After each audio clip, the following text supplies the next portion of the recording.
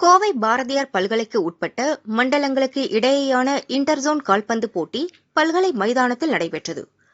இதில் 4 மண்டலங்களிலும் நடந்த மண்டல அளவிலான போட்டியில் முதல் 2 இடங்களை பிடித்த 8 அணிகள் பங்கேற்று நாக் அவுட் மற்றும் லீக் முறையில் போட்டியிட்டன. இதன் நாக் அவுட் சுற்றில் சிறப்பாக விளையாடிய PSG, VLP, ரத்தினம் மற்றும் நீலகிரி அரசு கலைக்கல்லூரி அணிகள் லீக் சுற்றுக்கு தகுதி பெற்றன.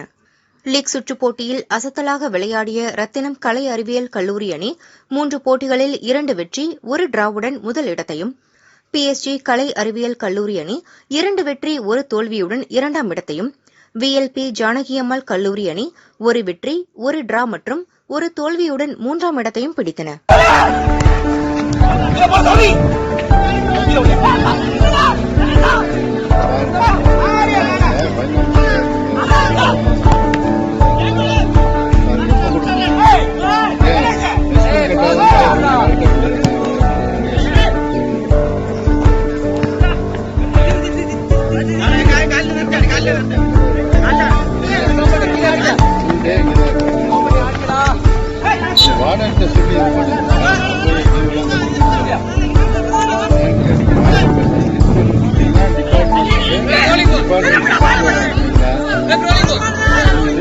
கொடுத்தீங்கன்னா நான்